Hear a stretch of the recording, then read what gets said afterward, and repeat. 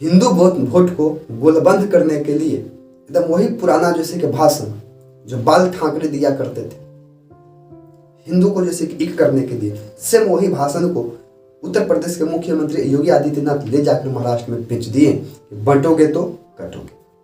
इससे साफ झलक जा रहा था कि जितना भी हिंदू हैं वो सब सेफ हो जाए। बंटने का मतलब कि हिंदू जैसे कि आपस में मत बंटो, अगर बंटोगे तो कटोगे। ये नारा का साफ संदेश था कि हिंदू जैसे कि एक हो जाए।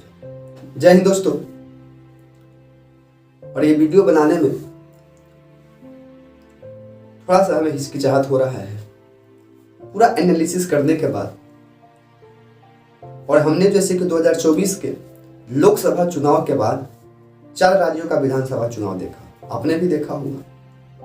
इन 4 राज्यों के चुनाव से एक बात तो स्पष्ट हो रहा है, जैसे अभी देखा जाए कुछ ही महीना पहले हरियाणा और जम्मू कश्मीर में चुनाव हो रहा था। इस हरियाणा और जम्मू कश्मीर के चुनाव में आकाश तो ये लगाया जा रहा था कि बीजेपी का सुपड़ा साफ हो रहा है, लेकिन सारी एग्जिट पोल फ्लॉप कर जाती है और एक स्टेट में बीजेपी हारती है और दूसरे स्टेट हरियाणा में बीजेपी जीत जा रही है।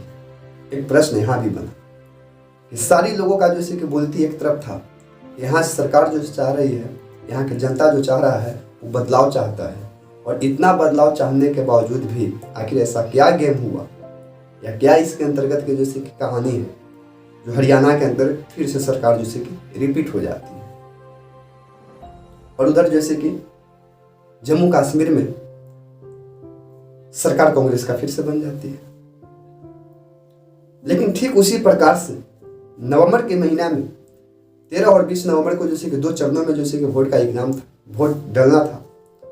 एक तरफ झारखंड में चुनाव था, दूसरे तरफ महाराष्ट्र में चुनाव था। हम आज ये बात नहीं करने जा रहे हैं कि कौन कौन मुद्दा क्या क्या था। इन मुद्दा में हम लोग झारखंड में देखेंगे तो सबसे जैसे कि मेन मुद्दा किसान का होना चाहिए, क्योंकि भारत जैसे कृषि प्रधान देश है। इस किसान का मुद्दा में कोई भी नेता, दोनों तरफ का, दोनों गुट का नेता जो पक्ष विपक्ष, ये मैटर को नहीं उठाया, फिर जाने देते हैं। लेकिन इस रिजल्ट देखने के बाद एक तरफ झारखंड में सेम पिछले सरकार जैसे कि रिपीट कर जाती है और महाराष्ट्र में सेम सरकार रिपीट कर पा रहा है। यानी कि आकाश लगाया जा रहा था कि यहाँ पे जैसे कि परिवर्तन चाहता है लोग, लेकिन ऐसा तो परिवर्तन हुआ नहीं, क्योंकि लोकसभा के रिजल्ट देखने के अनुसार ये आकाश लगाया जा रहा था कि महाराष्ट्र के अंतर्गत भी लोग परिवर्तन चाह रहे हैं। ऐसा हम इसलिए कहना चाह रहे थे दोस्तों, क्योंकि उद्धव ठाकरे का जो पार्टी था शिवसेना, उन्हीं का जैसे कि एक विधायक जैसे कि 1 लाख सिंधे जो होते हैं सिंधे, वो जैसे कि पार्टी को तोड़कर कुछ विधायक को ले आ गए थे इधर, और इधर एनसीपी का अजीत पवार जैसे कि कुछ पार्टी को तोड़कर, कुछ विधायकों को तोड़कर लानकर गठबंधन से सरकार बना दिए थे।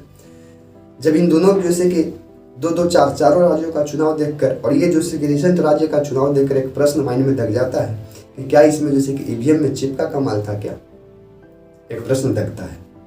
ऐसा प्रश्न इसलिए दगता है मेरे दोस्त, क्योंकि झारखंड विधानसभा में कुल सीट जो है वो 81 है, उधर महाराष्ट्र में 288 है।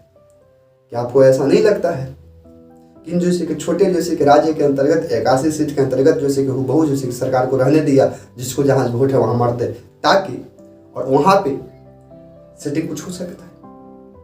ऐसे तो सेटिंग में बहुत आकाश लगाया जा रहा है कि पैसा पर बोरा के बोरा पैसा बांटा गया, ये बांटा गया, वो बांटा गया, हर प्रकार की चीज को बताया जा रहा है।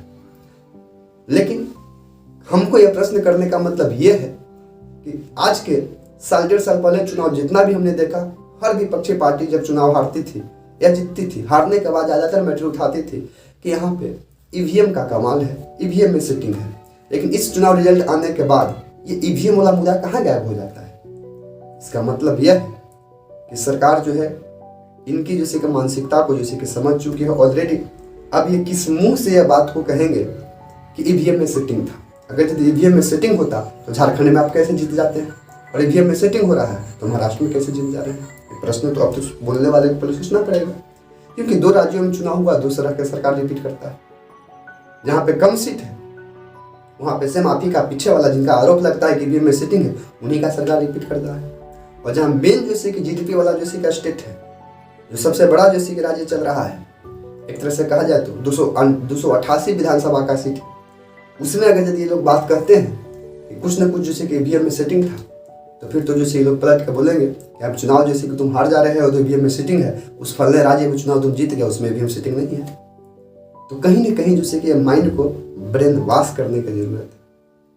अब ये भी जैसे कि मैटर जो था वो कहीं ना कहीं जैसे कि हल्का पड़ चुका है, क्योंकि जनता के बीच में नैरेटिव सेट करने में कहीं ना कहीं सेंट्रल लेवल का सरकार जो है ये समझ चुकी है। लेकिन खैर ये तो आकाश लगाए जा रहे हैं, अक्सर होता वही है जो दिखता है।